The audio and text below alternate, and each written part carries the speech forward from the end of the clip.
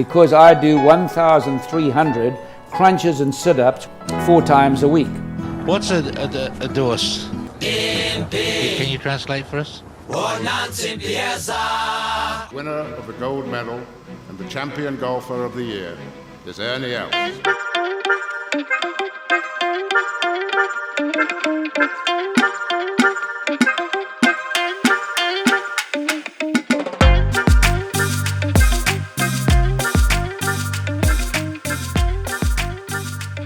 All right, ladies and gents, goeiemôre, Sunny Bonani, Domela, Mola, and how's it?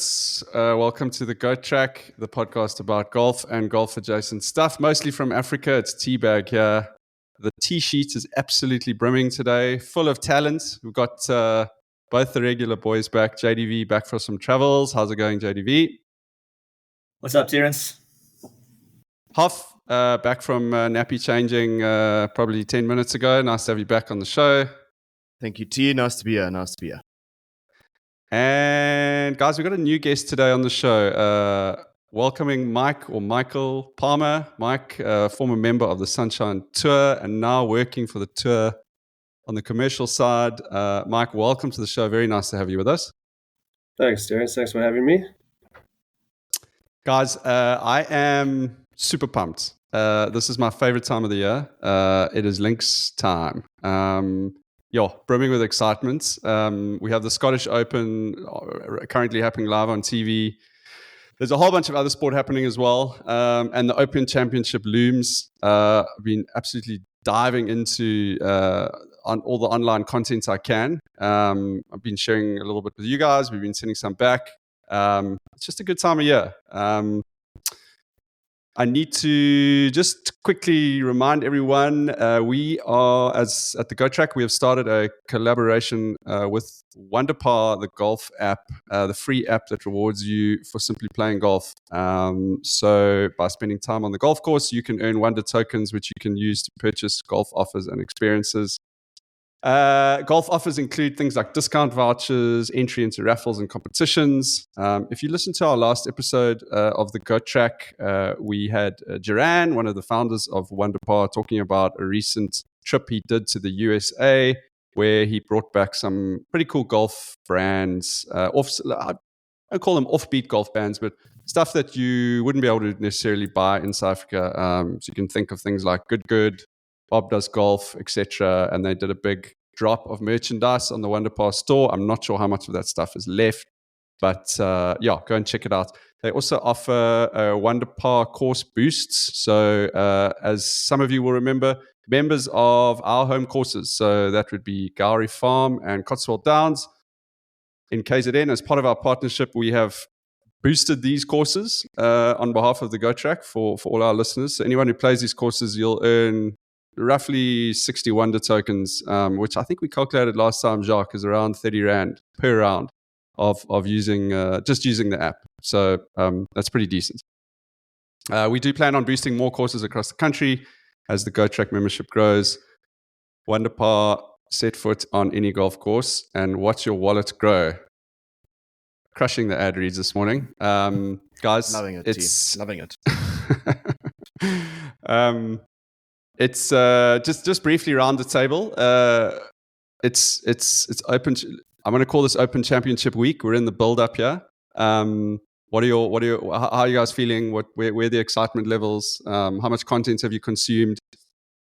I'm gonna throw it to you, Mike, first. How's it going?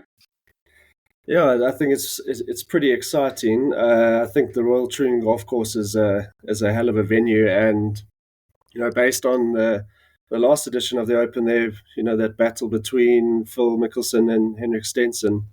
Hopefully, we can see something as cool as that this time. But yeah, hopefully it'll be windy, not too much rain, but at least make it tough for the guys, because I think those guys went low last time. It's nice to see the top players in the world struggle. I like it, at least as an ex-pro. So you don't want to make it too easy for the guys, but I'm quite excited to see how it plays out. So as an ex-pro, you like it, but when you were actually playing, did you like suffering out on the course? That's the question. Yeah, not so much. No, So I've actually played Royal Troon back in 2008. I was over in Scotland for British Amateur, and the person I was staying with is actually a member at Troon, so we were fortunate enough to play the course. And it was very windy. There was rain. It was absolutely miserable, but it was very cool playing Troon. So they've got some really memorable holes. A lot of links golf.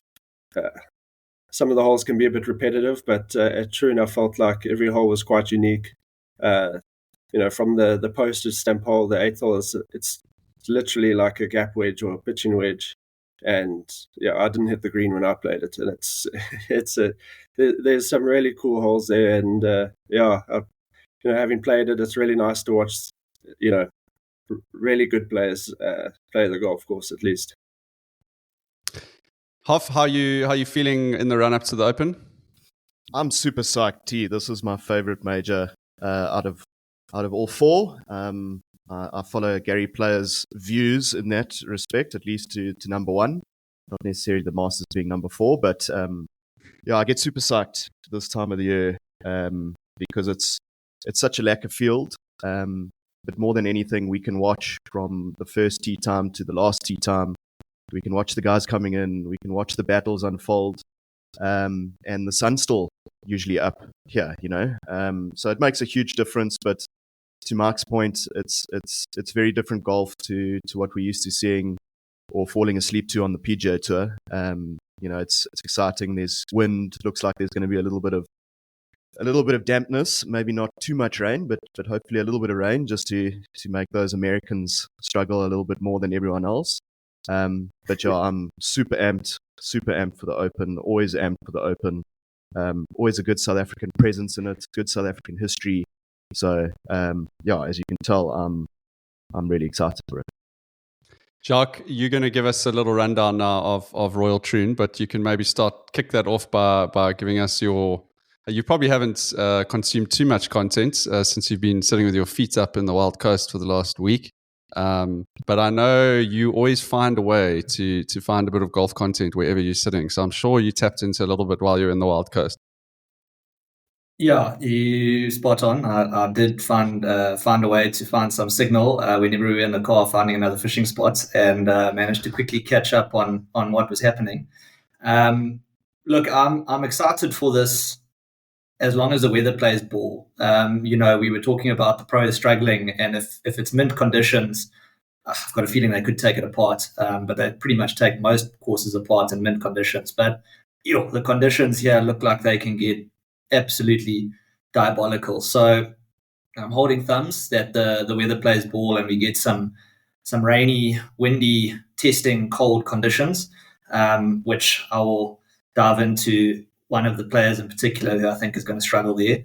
But that's my hope, Terence. I think that's the fun and excitement of this is going to be very dependent on the weather. It's going to be either good if it's mint weather, or it's going to be amazing if it's cuck weather. So that's my hope at the moment. But let me dive straight in, Terence. Well, I was going to say is, you'll probably start off with it, but I think the location, the one thing with a lot of the other Opens is a lot of the courses are definitely dependent on the weather pitching up, as it were. So like some sort of weather arriving as a defense to pro golf. But if there's any course in the Open rota that has the highest probability of that happening, it's Troon, right? I mean, it's in Scotland where the weather's generally shitter, and B, it's on like the west coast of Scotland, which is where all the weather kind of comes from. So we should be fairly primed to get some sort of weather systems coming through. I haven't done a deep dive into the weather apps yet, but I'm fairly confident it's not going to be 4 days of sun and no wind. But yeah, hit us, Jacques. Hit us with Troon. Well, maybe while I'm hitting you with Troon, someone can just have a squiz at what the Norwegians yr.no, which is my go-to weather. What they maybe say, they do have a 10-day forecast, so we'll be able to see very generally what's happening. But as we know, the weather in Scotland, it can change sort of the day before and become diabolical. But that might give us an idea. But anyway, so the course, firstly, they've added a couple more tees, so maybe just some changes from the last time we saw Royal Troon hosting the Open. They've added more tees, and they've also deepened the bunkers. So it's going to play longer, and the bunkers are going to play more penal than they have in the last time. And bearing in mind, some of those bunkers are intensely penal. So it is a full shot penalty now if you in any of the sort of the fairway bunkers. And certainly some of those bunkers around the green, depending on the lie that you get, let's hope it's not like the last Open where they decide, well, we're gonna rake the bunkers sort of a little slope onto the sides of it so that it's got a nice lie. I'm hoping that they maybe even do the opposite. Is there any way that you can slope it downwards towards the face of the bunkers so that the balls roll into the face? But anyway, I don't think they're going to be doing that. But those are some of the changes that they've made. I know that on, I think it's one of the holes in the back nine, they also shifted the fairway the last time they played it to make it more undulating. I think it was the 17th. So there are a couple of changes to the course since we last saw it, which have made it even more difficult. It's going to be extremely important. The player who wins will be a player who can shape it into the wind. So I think any of your sort of what they call dome golfers, the TrackMan, just purely by the numbers might struggle a bit when the conditions come in. I think there's going to be a lot of creativity required, especially in shaping your ball, getting the trajectory right to hit the greens. On the green side of it, the greens are the smallest on the open rotor. They are a quarter of the size of St Andrews. Obviously, there's obviously a bit of noise in that data because there's double greens at St Andrews, etc. But it's still, I think they were half the size of Turnberry as well. So it's the smallest greens on the rotor, deepest, or not say deepest bunkers, deeper bunkers than last time. And shifting fairways for more undulation, and shifting tees back. So I think they have tried to improve the defenses of these courses for the Open, which as I said, especially if it's sunny without wind, I think that's going to be required to ensure that the course has some defense against these players who pretty much hit it out the middle every time. Obviously, I want to just quickly touch on the sort of the routing of the holes. They've, shout out to the no laying up pod that they put on, the preview that they had, as well as the Golf Digest Royal Troon, what would you call it, like review or flyover. I think it was the Golf Digest that referred to the course as 3 acts, where they said it was going to be heaven, purgatory, and hell. So the first 6 holes being heaven, that's where we're going to see some low scoring happen. Some pretty benign handshake holes for everyone to let their guard down and think it's going to be a fun day out. Then purgatory, you go into the dunes a bit. You've got some more tricky holes. Generally, I think sort of a fairer test. The guys are going to be looking to make pars and a couple of birdies there on the middle 3 holes, and then absolute hell to finish the last 6 holes, which are a bit of a slog coming in, generally into a prevailing wind with burn running through the middle of the course. Very narrow fairways. I'll touch on just the 11th. The 17th is a beast. The other one I wanted to talk about was the 11th, which is part of the Purgatory 6. But the 11th was rated the most difficult hole in the entire tour of the year when they played that. So that generally plays as the most difficult hole. It's the railway hole. So you've got the railway track going down the right, which is out of bounds, but you also got your players who get distracted having to contend with the train, basically driving by on your backswing. I think Sean could pretty much take a ring there, guaranteed.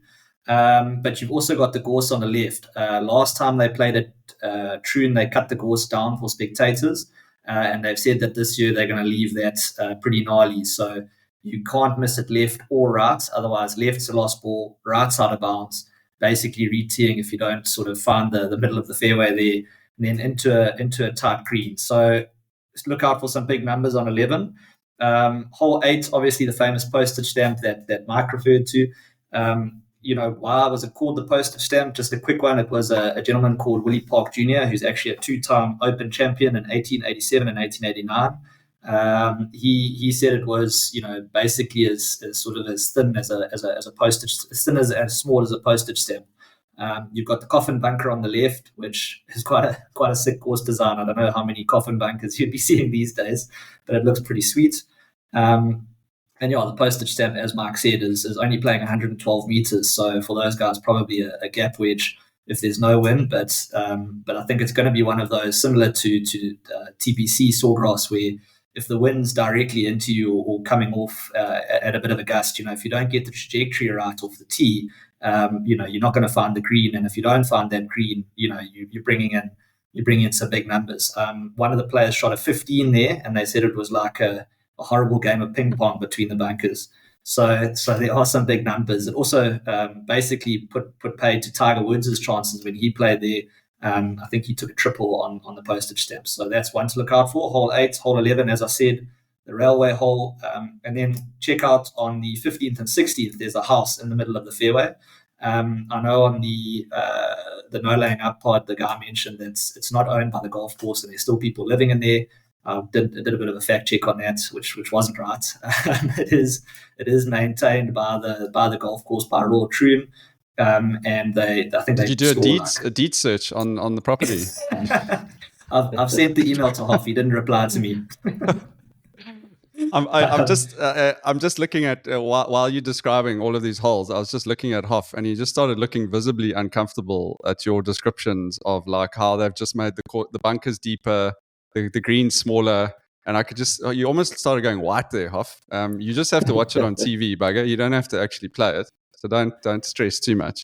Well, you know the way I play it, T. I mean, anything freaking makes me feel white and stressful and all of that. So, I mean, I'm looking out my window here at the 13th at Cotswold, and stressing me out just seeing people playing from the hazard here. So it's a combination. Yeah, T, and then just to give you some idea of the distance that they're playing it at. So I thought I would comp it with your favorite course, Gowrie, just because it's also trying to be a Scottish Links course.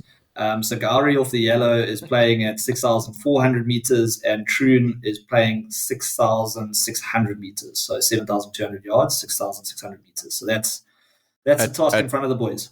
At sea level as well, yeah. Well, I wasn't going to be the first one to bring up Gowrie on the podcast, so thanks for bringing it up. But you asked which other course in the world has a coffin bunker, and I can actually tell you that Gowrie does, because one of the new holes that they've built, the 9th hole at Gowrie, he actually basically took the postage stamp as his template for that green and that bunker. So I'll try and do a little video on that maybe next week sometime if I can. But Troon of the Midlands. When you talk about a guy making a 15 on the postage stamp, it brings back memories of when I was playing club champs earlier this year with not my own memory, but my playing partner who played ping pong between those two bunkers as well. I think he made an 11 though. But thanks, Jacques. Michael, just was there anything else you wanted to touch on, Jacques? Or otherwise, I was going to say, Michael, just from like a pro's perspective, when you played the course, and how different was it to perhaps maybe other links courses or where you were playing the British Amateur that year? Does it feel like it's a real step up in terms of like a championship test? Yeah, I think so.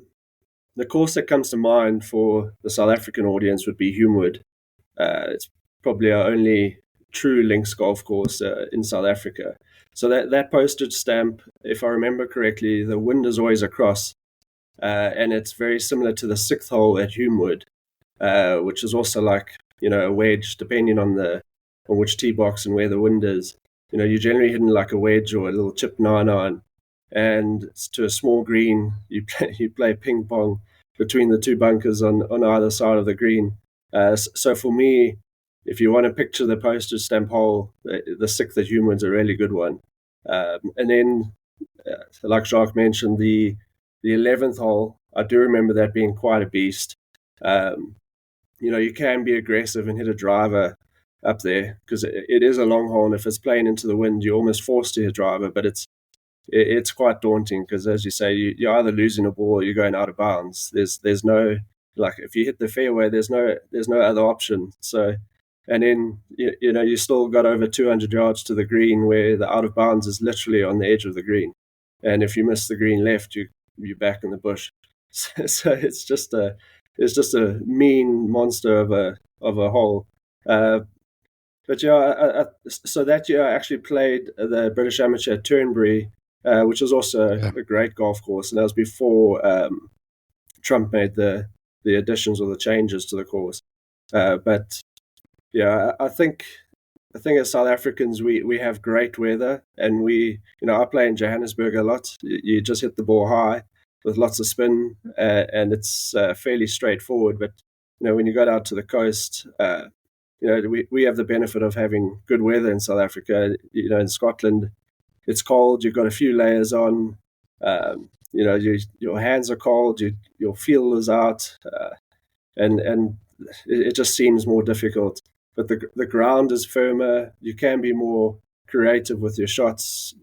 There's an emphasis on bump and runs and keeping it low, and like I say, just getting really creative, which makes it fun and quite unique from a South African perspective. But yeah, so I think, Jacques, I think you want the weather to be good, but I want the wind to blow, because that's where you see the real talent shine. I think the guys that have control over the golf ball are going to play better. Mark, as a handicapper with an index of anything between 20 and 22, I was going to ask, for someone that's played that course, what do you reckon someone like me would shoot at Troon? Not in like open championship conditions, but just normal. Like, what kind of range are we looking at here? Yeah, I think, if you're able to find your ball in every hole, you've got a chance of breaking 100. No, that's always a tough one to answer. Don't be kind to him. Don't be kind to him, Mark. Just be honest with him. He just wants honesty. No, I think off the back tees, and as Jacques said, they've put the tees back. They've made the bunkers deeper. You got to be able to get out of those bunkers. So if you're in the coffins, you're going to have a long day. So I don't think you're breaking 100. And then if you find your ball and chip out, I don't know. Yeah, I reckon it'll be more down. Successful round comes down to how many balls you've lost rather than what the score is. I mean, medal there could be insane. Yeah. I mean, Mark, just so that you know, these guys always pick on me because I'm the worst of the group. So they're always trying to get me to play medal in different places or black tees and that kind of stuff. So that's the reason why I ask, is because I think my handicap index is going to be taking a sharp increase for the worst over the next couple of weeks after playing a couple of rounds of medal. But yeah, sounds scary.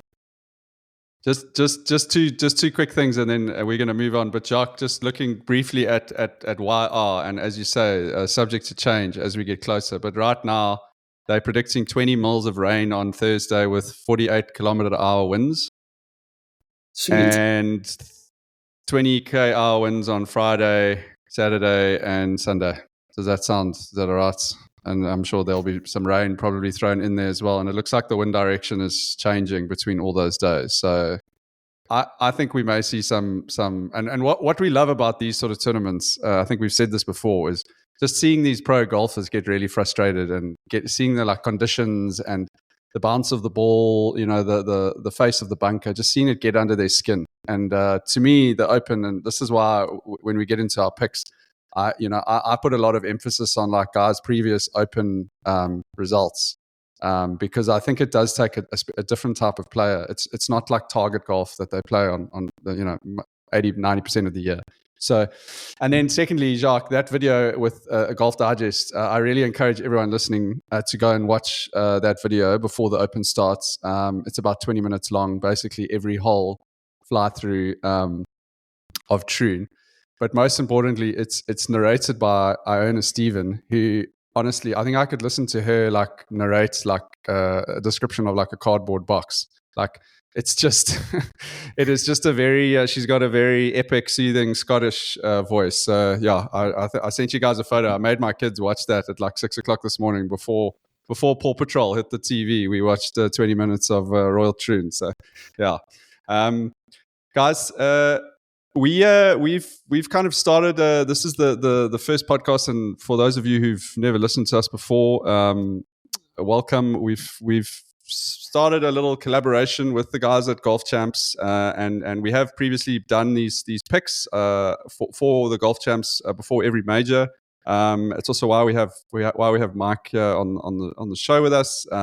Not only are we told that he's an expert Golfchamps player, maybe a bit of insider trading potentially going on there, but an excellent picker. But also just to have you on, Mike, and just to chat a little bit about some of the changes you guys have made at Golfchamps, and maybe you can explain a little bit around the look and the feel. I think everyone will notice the website and app have received an update. And then maybe you could also touch a little bit on how you the way you've updated the rankings and that to be a bit more reflective of almost like the old days of when the golf world was fairly normal. Yeah, so I'm not too sure if I'm an expert picker. I think at the US Open I came about 6,000. So yeah, I'm not sure if I do have insider trading, I'm not using it very well. But yeah, so the Sunshine Tour took over the Golfchamps platform, earlier this year. The initiative here, or the campaign, is to utilize the platform to bring awareness to the Sunshine Tour. However, the platform is tour agnostic, so we are incorporating, all major tournaments, significant other events like the Olympics, PGA Tour events, DP World Tour events, and we're going to try a Live Tour event as well. So we're trying to make it, a platform for all tours where everyone can sign up, play fantasy golf, whatever tour it is. So you mentioned Wonderpar earlier, that they're actually a partner of the tour. Their dev guys are, we've worked with them to revamp the website, just create a new look and feel. Not too much has been done in terms of the mechanics and how the back end. I won't get into the technical details because I actually don't know what they are. But you're in good company, don't worry. We're not a very highly technically skilled yet either. But so we just want to give the platform a new look whilst maintaining, a successful fantasy league that the previous guys set up.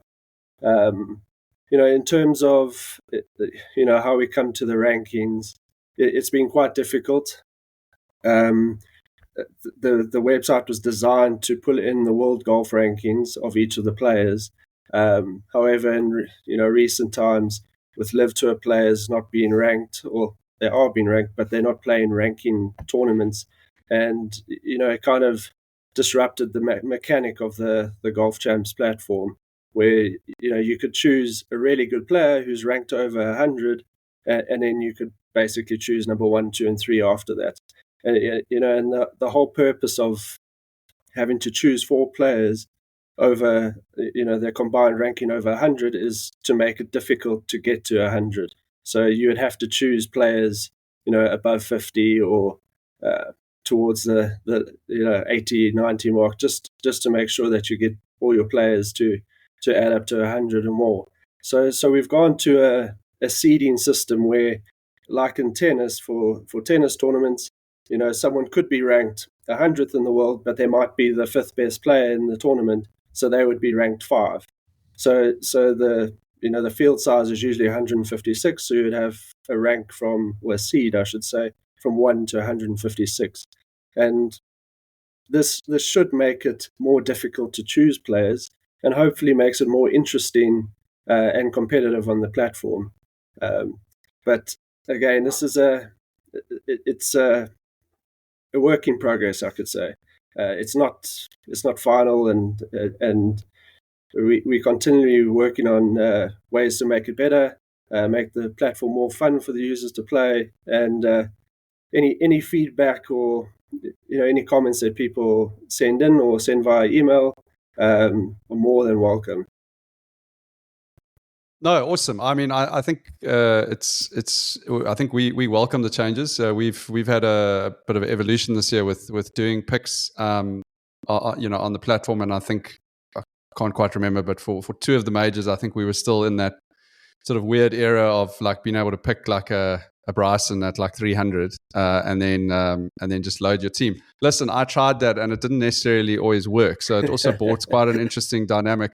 Hoff used to kind of try and like nod his hat to the old days, the previous old days of Golfchamps, and he sort of did his picks that way.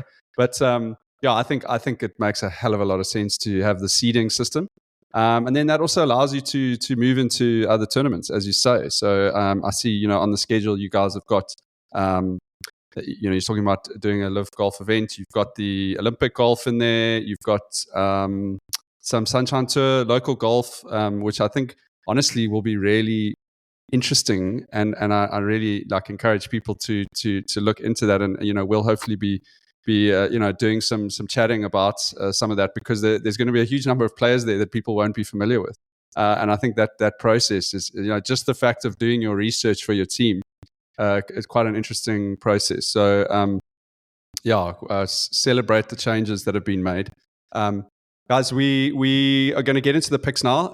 So for those of you who haven't listened before, we run a picks podcast before every major. And previously, what we've done is we have each taken one player from each of the what we call like sort of four categories, which are based on the players' rankings. We're mixing it up a little bit this week. What I asked you guys to do is we each have taken a category. So I'll be looking at players greater than 100. Michael's going to be looking at players seeded from 70 to 99. Hoff from 40 to sort of 70. Jacques from sort of 10 to 40. And then we're all going to pick a player in the top 10 that we think is going to win. And we're going to try and bring you 3 or 4 players from those categories that we think would be worth looking at. Everyone has different strategies for Golfchamps. Some guys like to pick the rank outsider and then front load their team. Some people like to do 4 players of 20 or 30. There's a variety of different ways to go about it, and particularly now that we've got this sort of more aligned seeding system. It makes it a lot more hard. It makes it a lot harder to get to that 100. So getting into the rankings, getting into the tournament now. So I'm going to kick off, guys, with the picks greater than 100. So what I will say to people listening is that of all the open courses, Royal Troon has often some really funky stuff that happens here, and it is not a place where necessarily the usual players find them, or the usual rankings find themselves near the top of the leaderboard. I think Mike, you touched on it earlier. This was the scene of in 2016 of that probably the best, regarded as one of the 2 best Open Championships of all time.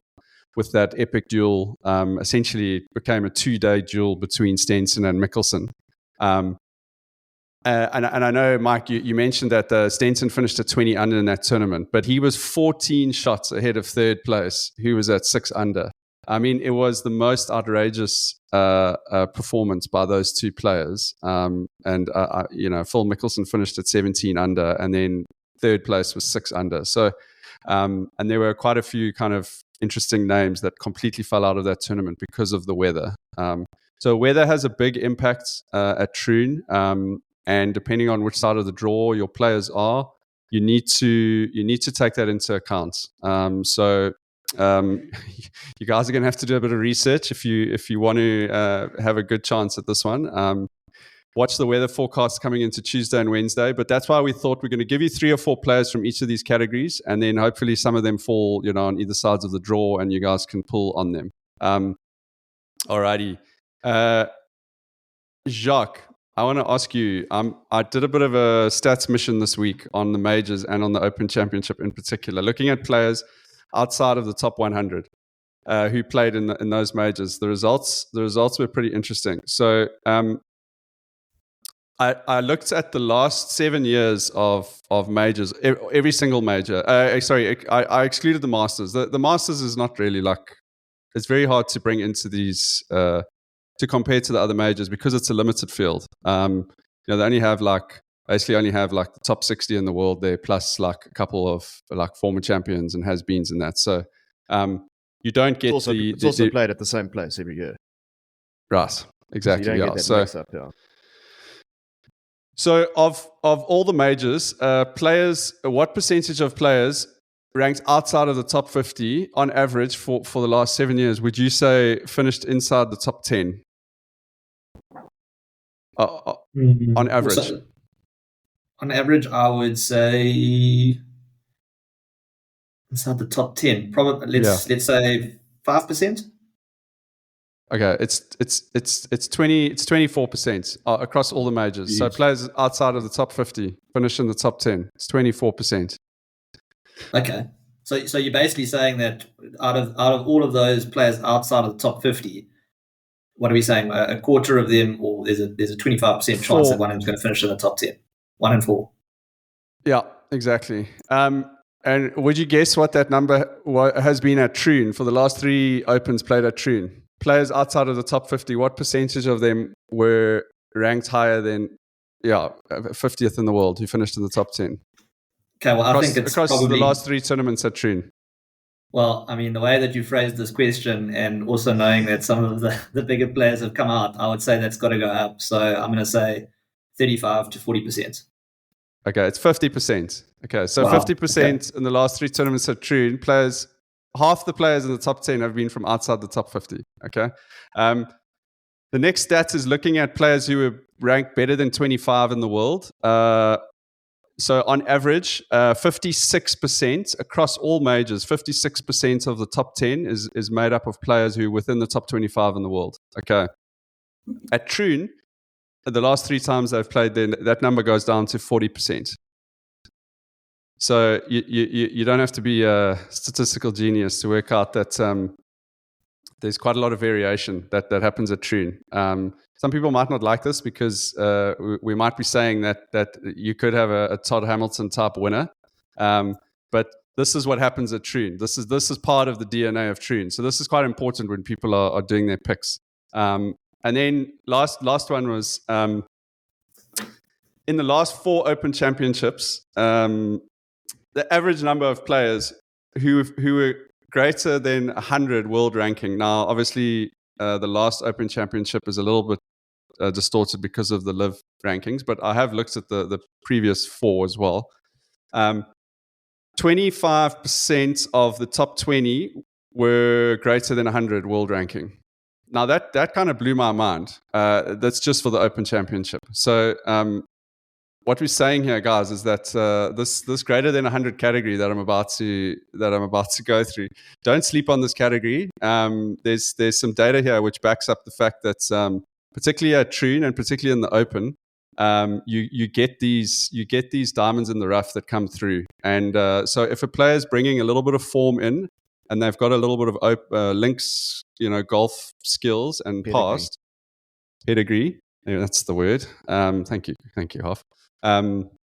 You mustn't sleep on this. And I would say, Michael, you touched on it earlier. The goal of Golfchamps is always to try and get to like 100, right?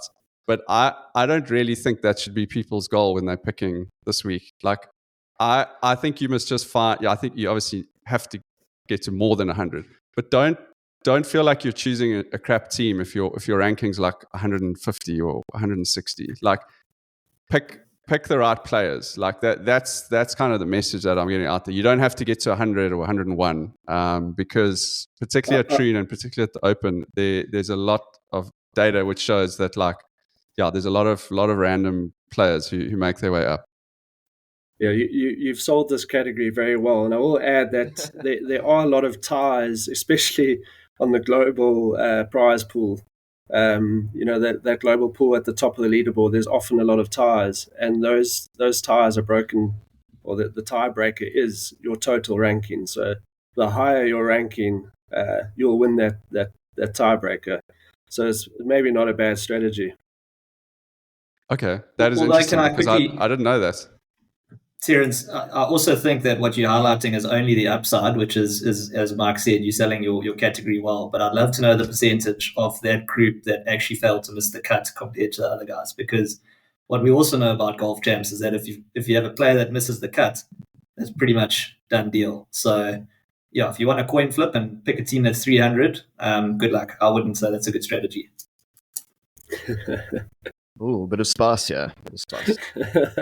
No, that's a fair point, Jacques. I did actually look at players outside of, so I couldn't go and look at Troon. It took a bit of time to gather some of these numbers, but I did look at players outside of the top 100 who make the cuts. What that percentage is just generally across the majors.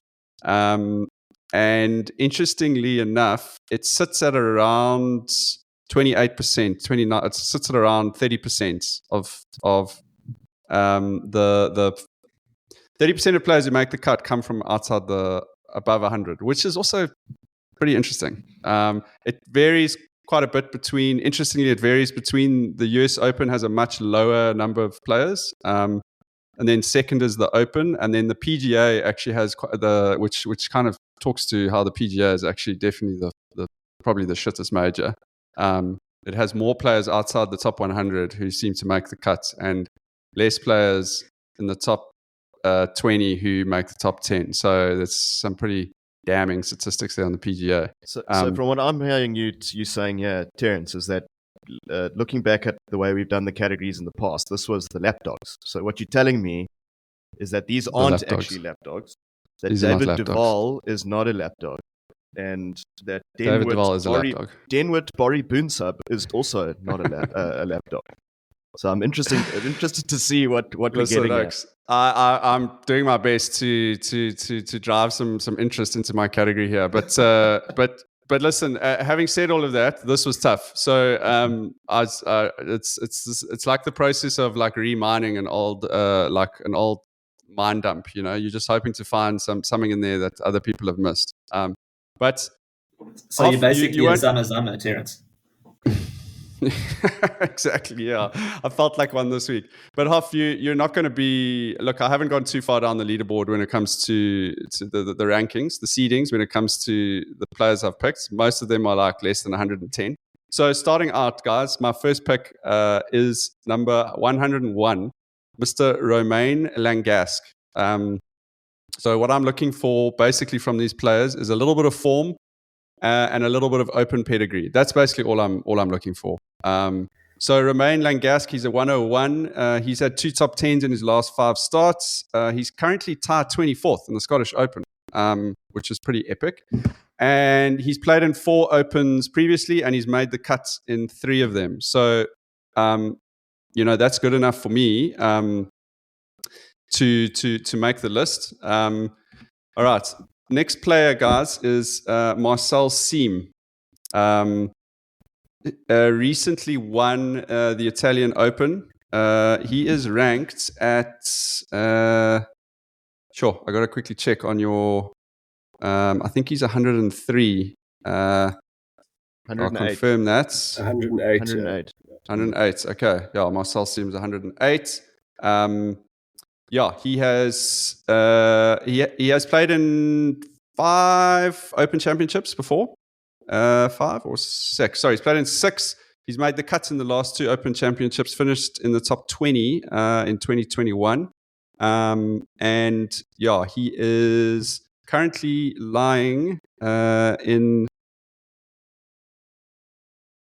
65th. So he made the cuts. He's made the cuts at the Scottish Open. And according to you, Terence, the only German with a sense of humor. Yeah, absolutely, and any kind of flair, as the German football team showed. There's not too much flair going on there. Right, next pick in this category, starting to get a little thin on the ground here. I looked at Matteo Manacero. I know he's having a good tournament so far at the Scottish Open, but the weather's been pretty benign. I'm just worried he's a bit of a dome golfer. which is tough because Jacques, we were at Glendower watching him like absolutely tear that place apart. So I would love to have picked him. But yeah, not going to go with Matteo Manacero. My pick is an Englishman by the name of Matthew Southgate. He is rank 116. Finished tied fourth at his last tournaments, BMW International Open. He has played in 5 previous Opens, and he has 2 top 20s and a top 10. And he missed the cut once, which was back in 2014. He played last year at Royal Liverpool, finished tied for 23rd. Yeah. So I think relative to his ranking, I think he is potentially a value player if you're looking at combining him with 3 absolute studs. So Matthew Southgate, guys, that's my third pick.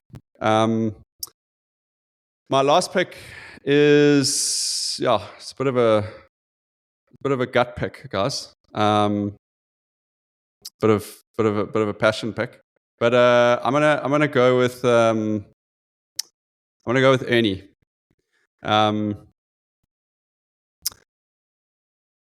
Ernie's had a couple of good results on the seniors tour in the States.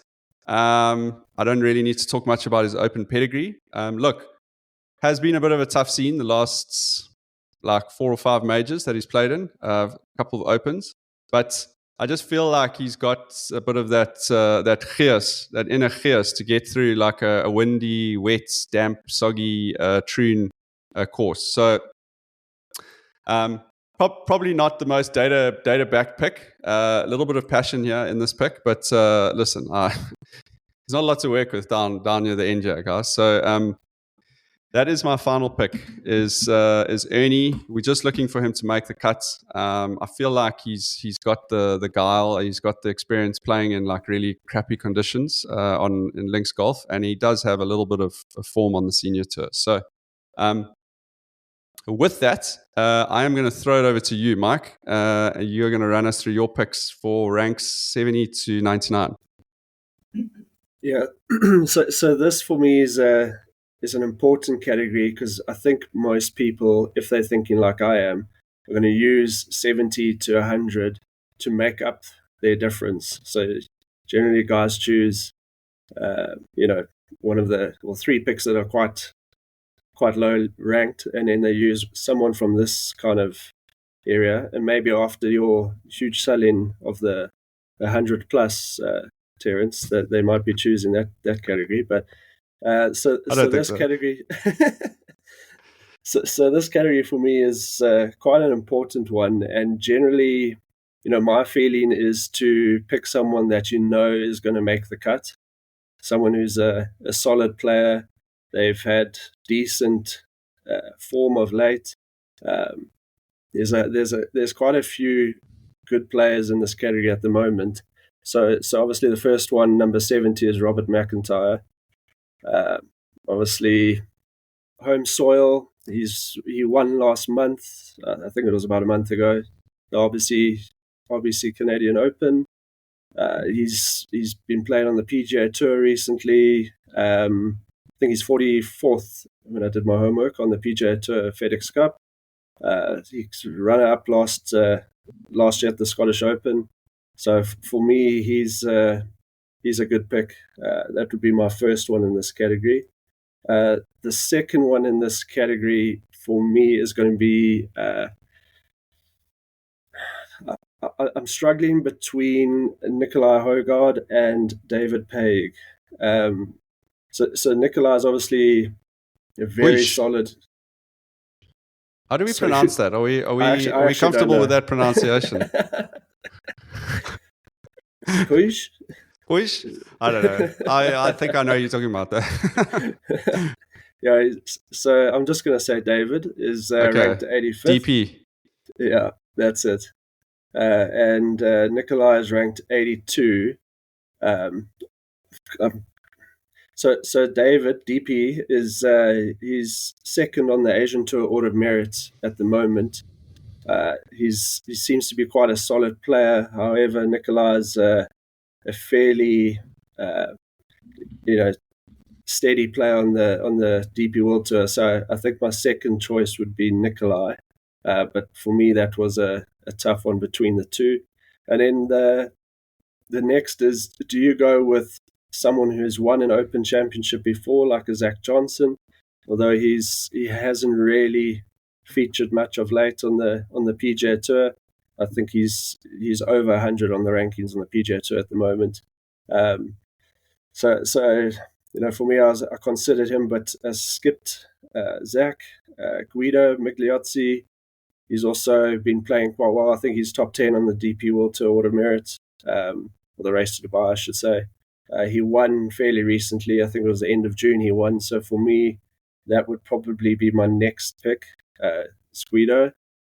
Then there's a couple difficult ones. So Gordon Sargent is the best amateur in the world at the moment. He's ranked number 93rd. But he has yet to make a cut in a major this year. So I considered him, but I did not choose him. And then, so I think my third one, I've jumped 2 places up to 95 with John Catlin. He's currently leading the Asian Tour Order of Merit. He's won a couple times already. I don't think, especially with 95, you're getting quite a guy that's playing really well of late. He's played on the DP World Tour. He's not strange to the conditions. I feel like he's a good pick. And then for my final choice,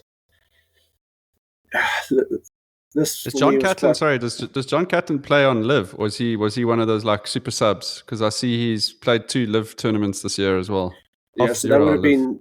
I think that would have been through the Asian Tour. I don't think he's an actual Live Tour player. I could stand to be corrected there, but yeah, he wasn't playing on the team, so he was doing the sub.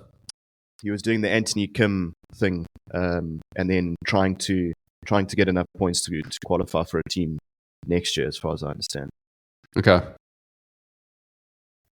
Yeah, but he's currently leading that Order of Merit, and he's had quite a few good finishes. Well, he's won a couple times, another couple top 5. So, yeah, I couldn't ignore him. One player that you didn't mention, Terence, was Henrik Stenson at 100.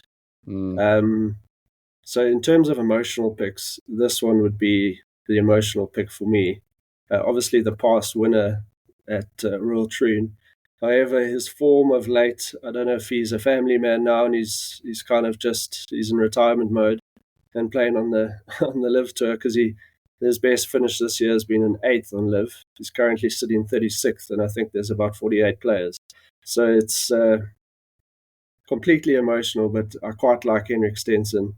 So he would be my 4th choice in this category. Yeah. Okay. Cool. Yeah, I must say a couple of names there that certainly John Catlin was not one that I had put too much thought to. Yeah, some interesting names there.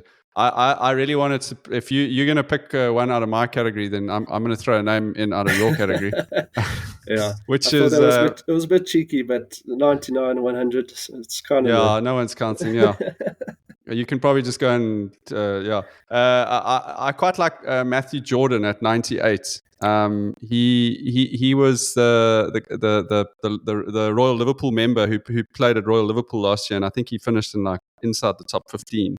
And he's actually been playing reasonably well this year as well. So I just from a Linksy kind of open perspective, I'm sure he must be familiar with Troon as well.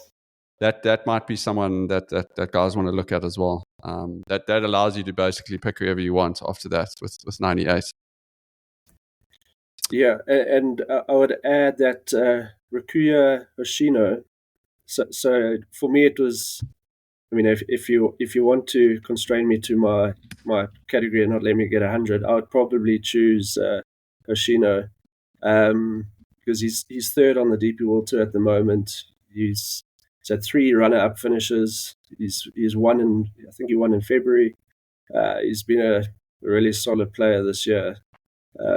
So my emotion wants Henrik, but yeah, if we're going by the numbers, it's probably Hoshino. Okay. Cool. Well, that's a good perspective.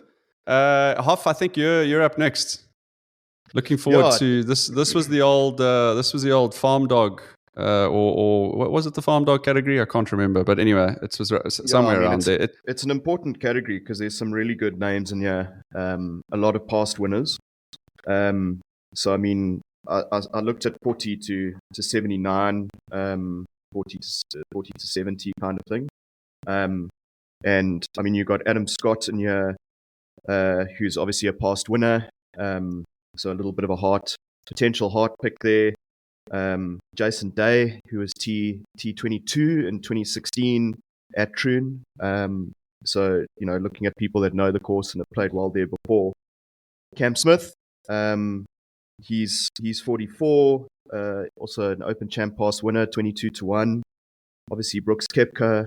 You've got Jordan Spieth, Will Zalatoris, Rasmus Højgaard, Rob McIntyre, I think, is sitting right on the fence there between our two categories, Mark. So I'm going to do a little bit of crossover there and take Rob McIntyre as well. So yeah, there's a lot of guys. You know, Matt Wallace, he can perform when he wants to, I guess. So there's a lot of guys that have been there, done that in the past. But at the end of the day, I kind of narrowed it down to 4 and used a bit of a head as opposed to heart kind of differentiation between who I wanted to go with. And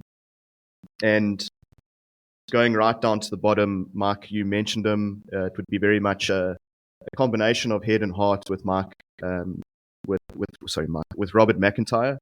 He's 75 to 1 odd to win, but he's a local. The guys are going to be behind him.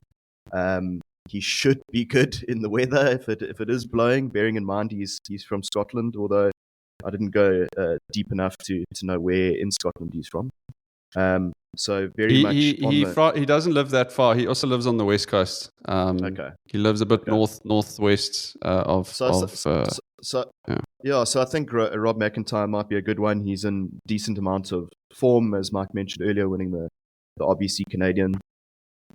Just outside of 70, you got Dustin Johnson, 28 to 1, although he's had a trying year.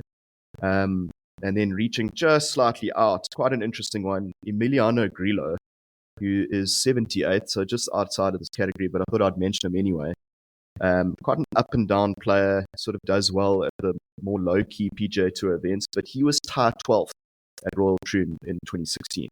So he might be a very much an outside sort of take at 78. But so basically I came down to 4, as I said. In the heart category, I had Rob McIntyre as my first in the heart category, and my second was Safa, of course, with Dean Burmester at number 47. So Burmester is having a pretty outstanding year. He qualified for this Open by winning the Joburg Open back in at the end of 2023. Won a few Sunshine Tour events when he came back to South Africa. Is his game suited for Royal Troon? Probably not. But that's why he goes into the heart category rather than the head category. And then in the head category, my outside pick was, as you know, Terence. I like to support Scandinavian golf quite a bit. So we spoke about Nikolai earlier. Rasmus Højgaard or Højgaard, depending, Jacques. You'll probably YouTube it and let us know if we're right or wrong. After your extensive research into online research. Aubert. So Rasmus is sitting at number 66. His recent results have been up and down. Top 4th at the Dutch, which I don't think has any bearing on what happens at Royal Troon. But I've always liked Rasmus and Nikolai. I think they're good golfers. So at number 66, he's could be a good one to put in, and then you can sort of pick higher or better numbers around that. Went past the likes of Jordan Spieth, Cam Smith, obviously caught the eye, of course.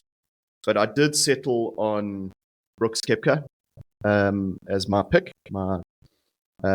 He's having a decent year. He is 6th on the Live Order of Merit, which I know Terence gives a lot of priority to as showing good form. But yeah, he's had pole better in 11 of his last 12 rounds, so he's showing a bit of form. His majors in 2024, he's gone 45th, 26th, 26th. So he is due to continue that run, hopefully, which would see at least a made cut, which is very important for this category. Maybe even better. From what I've read online, I'm not the golf course expert on the Go track, but what I've read online is the putting surfaces will be slower, so that should suit Brooks, who at times his putting has not been so good. He is 18-1 in terms of the odds, so that's not a bad take from the odds side of things. But from my perspective, Brooks is quite an interesting one because he obviously came through the ranks of the European Tour, the Challenge Tour, then the European Tour, then the PGA Tour. And so, he sort of grounded his way through, unlike some of the other Americans, and knows European conditions and that. That being said, since then, he hasn't really had the greatest results in big tournaments on that side of the pond. So I really think it's time that he performs in Europe. And so for that reason, I have gone Brooks Koepka. Okay.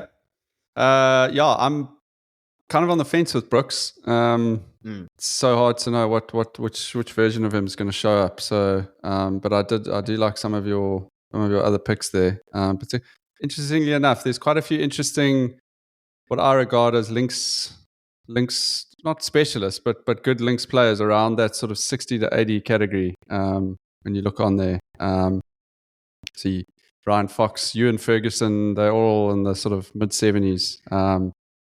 Good stuff there. Jacques, we're going to cross it over to you to bring us home here. And then we're each going to take a player and then round out our picks. Lekker, yeah. So, I mean, my one, we were talking about the strategies that you could have. So one of the strategies that you can employ is to take 4 players from my category and make pretty much 100 on the dot. Which, again, I see the mailer that went out said for expert picks. I think maybe that's only Mark. I think for the last 4 golf champs, I've been solidly bottom half of the global rankings. So maybe take this advice with a pinch of salt. But these are the guys that you've let people listen to this podcast for like an hour. I need to drop that on them now. Like their most important, their most important picks. Like, guys, I actually honestly don't know what I'm doing. But that's maybe good. Like I said earlier, just make your normal picks because weird shit happens at Troon. So maybe your normal picks will be like genius picks for Troon. Well, let me start with something that I'm pretty comfortable with saying in this category is that you should not be picking Tiger Woods. I see he's at 25. I've got a feeling the sort of name recognition, and perhaps there's a lot of people who follow golf only on sort of the majors and would think, oh, Tiger Woods, that's a name I know, and he normally is pretty good. But if you look at where he is, 25th, and you look at his stats at the moment, where he's been in the other majors, I mean, it's pretty abysmal. So, I sort of said that Tiger wouldn't win a major in 2018, and he won in 2019. So I did have egg on my face there, but in 2021, he basically almost had his leg amputated and is sort of walking around with screws on bones and the rest of it. So if it gets cold and rainy, Tiger is going to struggle around there. It is a bit of a flatter walk than the other majors, which helps him, but he doesn't have enough tournaments going in here. He's not as sharp as he was. And if you look at sort of a strokes gained, he's below in every single metric. So my expert pick, don't take Tiger. My expert not pick is Tiger Woods. So I just wanted to start. He was in there, so I thought I'd give him a bit of a draft bar on the way. Anyway, on to my 4 that I've got. I did have a couple of guys here. And I'll go into them. So there's a couple of notables here, which I'm sure you guys will want to lean in and maybe grab a couple of them. But the guys that I picked out were Tyrrell Hatton, who's been on the up and up. He's ranked at 13. He's really good around the green and approach play, which I think is going to be important. He does have a sort of a lengthy game. I'm a little bit worried about his psychology, or what's his mental state. With the trains going by and probably some gnarly lies and some bad bounces, it might not play into his favor. But he's certainly trending upwards and has been pretty decent at the majors, particularly at the Opens. So Tyrrell is my one. If we could get video of Tyrrell Hatton swearing at a train, that would be awesome. I mean, that would be a great tick box for this Open. That would be ideal. Him just putting the double zap sign and all the passengers on the train as it goes by would be pure quality. Fucking train. The other person I had a look at and was seriously considering and then decided not to go with was Jaco Niemann. He was on the up and up. I mean, the Liv guys were saying, he was the best player in the world at one stage. He is sort of going a little bit downhill, and his driving distance is really far, but his driving accuracy isn't the best. I think, Mike, you'll probably, back me up here, but I think driving accuracy is going to be key. I mean, you want to not only keep your ball in bounds and out of the course, but you want to stay out those bunkers. I mean, it's a shot penalty. Driving accuracy week to week is not going to be penalized as much as landing in one of those fairway bunkers this week, where it's a full shot penalty if your driving accuracy pretty much isn't on game. So I have put a lot of emphasis in the guys I've picked on driving accuracy, approach play, and around the green. So those are the guys that I've put into my four. So Niemann, while he was there provisionally, I have taken him out, so I'm not picking him. Just for everyone listening, I did ask the guys to do picks, just to keep it concise, to pick 4 players, and Jacques given us very in-depth analysis on 2 players that he's definitely not picking for his category. I hope you aren't running through the whole category, but carry on. I'm not picking Denny McCarthy as well. Please, I mean, I've got time. I'm not picking. Okay, so I am picking Tom Kim. He hasn't got the biggest amount of distance. But he's better on everything else, the approach play, etc. He did have a really good finish last year at the Open in some pretty gnarly conditions. So Tom Kim is there. I'm picking Shane Lowry. I'm sure Tom Kim will do well on the railway hole as well.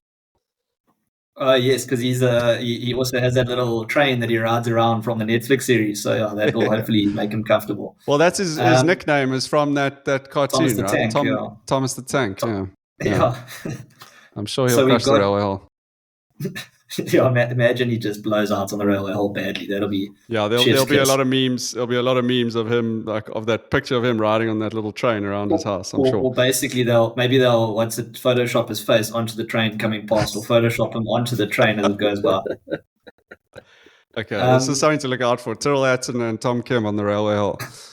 Okay, let's move. Shane Lowry driving accuracy and approach is really good. It's above average.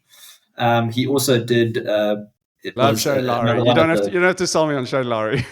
Well, I was about to say he also took a massive win when he beat Saith Tagala earlier this year in the Masters. So that hugely weighed in his favour. That won me over.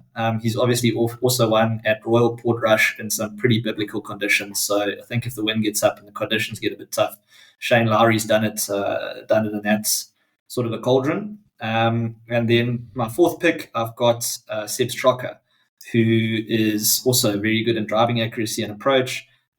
He has he's also a bit all over the place in terms of finishes, but I do think that he's poised to make a really good run at one of his majors. Well, he's made a couple of good runs at the majors, but maybe take it a step further. I like Seb Straka with that pick, and those 4 that I am picking would get you to 108. So yeah, it would be, I think, Tyrrell, Tom Kim, Shane Lowry, and Seb Straka.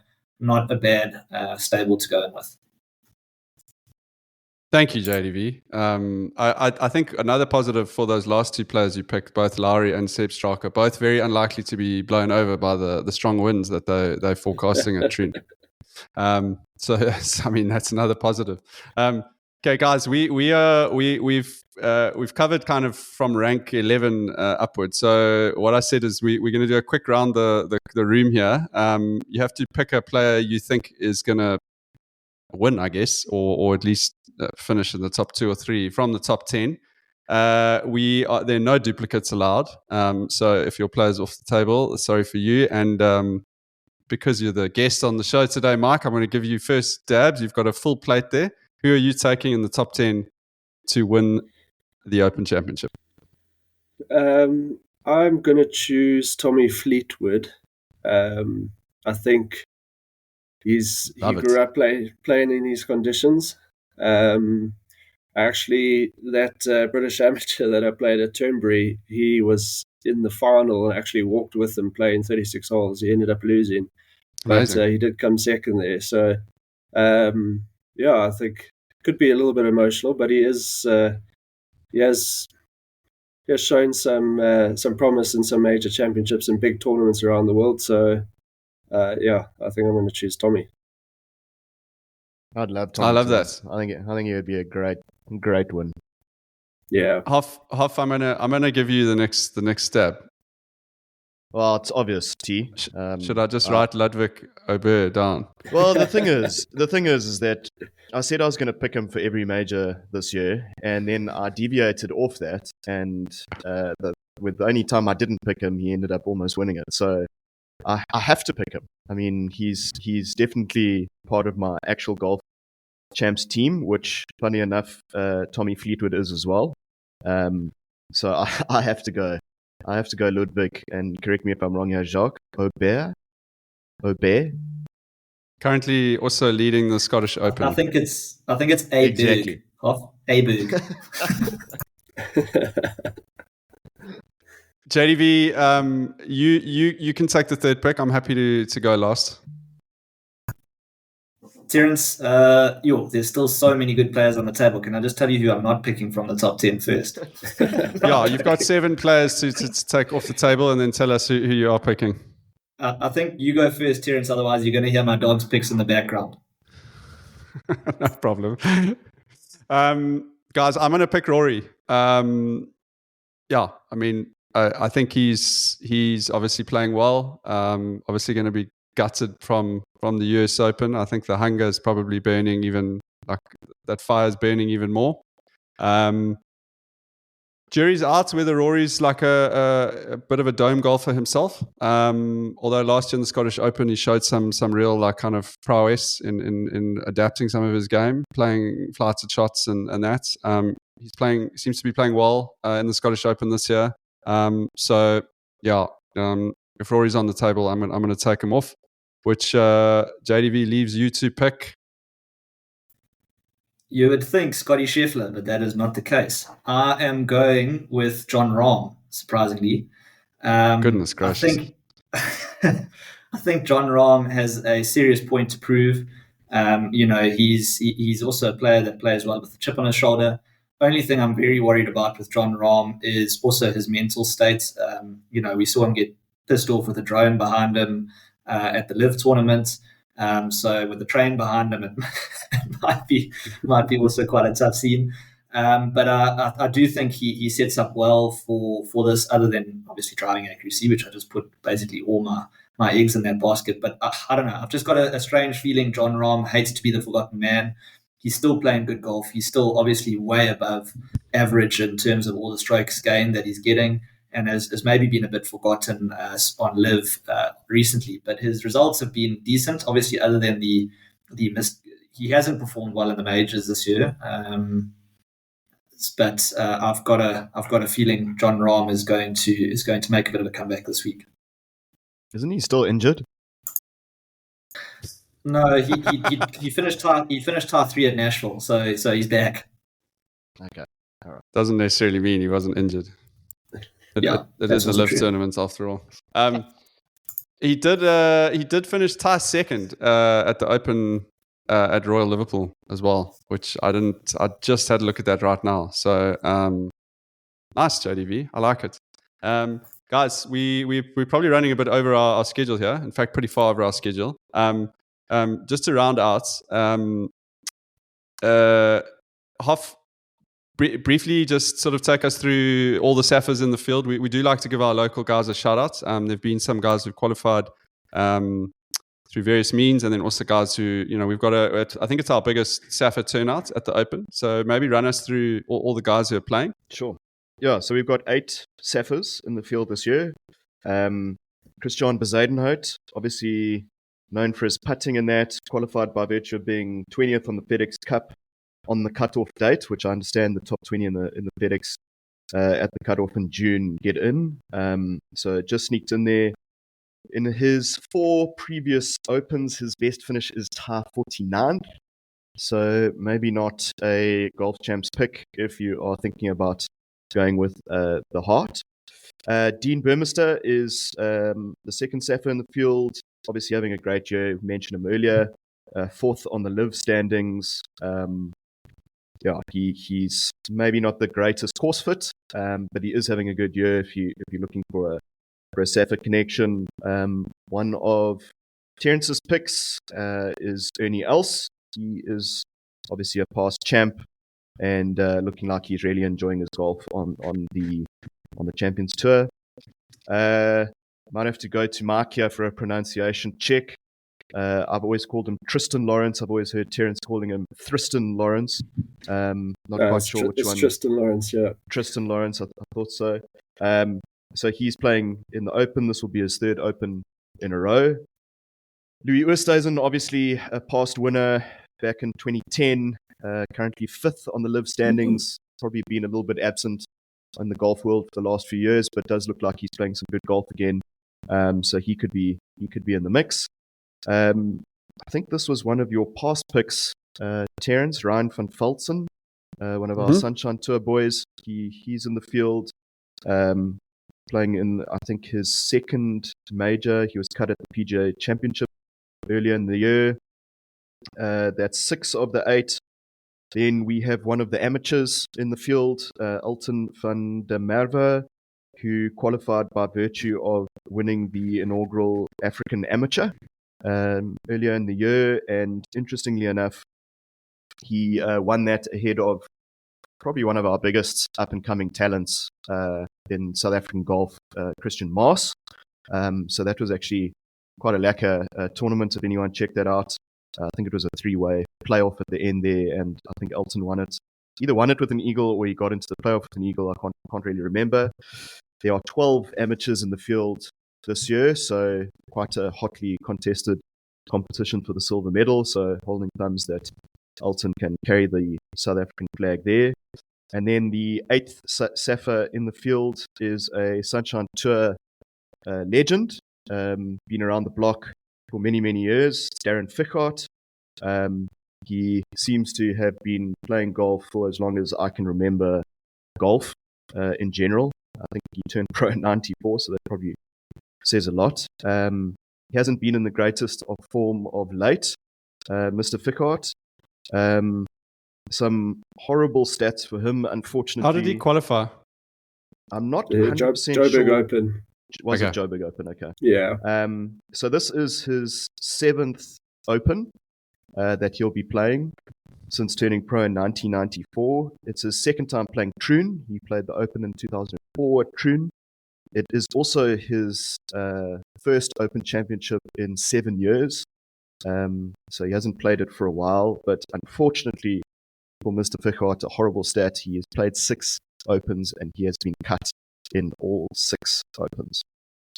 So it would be really, really nice to see a Sunshine Tour legend like Darren Fichart making the cut and getting one over the line in his 7th Open. So yeah, there's a good spread of Saffers there, young and old. Something to watch there. That's quite a nice little game within a game to follow. 100%. So all 8 of them will be keeping a close eye on those 8 guys and maybe an outside shot for a silver medal as well for them. Well, good luck to all the Saffers. It pains me to think of I did watch some of the YouTube highlights of when Ernie lost to that playoff to Todd Hamilton here in 2004. I think it's one of the more painful memories, major championship memories we have, along with Louis losing to Zach Johnson at the Old Course, and also losing to Bubba Watson at the Masters. I think those three playoffs will not be remembered fondly for South Africans, but the Todd Hamilton one is particularly tough, given that he was a pretty rank outsider. Yeah, good luck to all the Saffers, particularly Ernie, who's obviously my pick and is going to make a cut for us for the Golfchamps picks here. Guys, thank you so much. Thank you, Michael, for joining us. If everyone listening, if you would like to join the Go Track podcast pool on Golfchamps, then just go onto our websites, thegotrack.co.za. We ask if you could just sign up as a member to the Go Track. It just helps us kind of communicate pool information and other things like events and that we are hoping to plan down the line. Membership is free, and we will definitely not be spamming you with any mails. So yeah, join our websites, and then you'll see the information once you've joined for the Go Track pool. This week we have a mystery box sponsored by the guys at Wonderpar as the prize for the Go Track pool. Duran tells me that there are going to be some nice goodies in there. Think things like balls, gloves, very useful things for avid golfers. So if you will want to be part of that pool, it is free. Mike, is there any other information you want to give around prizes and that on the sort of the main Golfchamps pools? Yeah, sure. So I will announce, we'll send an email out on Monday morning announcing all the prizes. We'll put them on the website. But in terms of a preview, if you win the global pool, you can win a 4-night cruise, an MSC cruise. They're a proud partner of the Golfchamps platform. There are, for the top 4 in the global pool, there are a pair of Volkswagen shoes. Sick. Yeah, they're very comfortable, very cool shoes as well. So what we found is that there's a lot of private pools and a lot of golf schools that kind of create these groups amongst themselves. So there's a drive to get as many users in these private pools as possible. So the organizer who organizes the largest private pool is going to win a premium Strixon stand bag and a UTI. Every organizer that organizes a private pool with more than 150 users will win a dozen Strixon golf balls. So there's some nice incentives there to get your friends together and create a private pool. Then we have the St. Francis Links pool. The winner of that pool can win a 4-ball with carts and accommodation to St. Francis Links, the new number 3 in the country. Wonderpar. We also there's a bit of a repeat prize, but we also have a mystery box for the Wonderpar pool. And then we have House of Golf is a 3,000 Rand voucher to the winner of the House of Golf pool. If you are a member of the House of Golf, that voucher becomes 4,500 Rand. If you're an Albatross member, it's 6,000 Rand. So a bit of an incentive there to sign up to House of Golf and into that pool. And then finally, we have a Sunshine Tour Commissioners pool. Can join that pool, and the winner of that pool gets a official Open merchandise from the Open, obviously. So there's some nice prizes. We will announce them on Monday morning. But yeah, sign up and join some pools, and good luck. So, Mike, the only prize I'm a little bit worried about there is I'm sure the guys are looking forward to the Strixon stand bag, but a urinary tract infection, a UTI, might be not something that guys are looking to win. Yeah.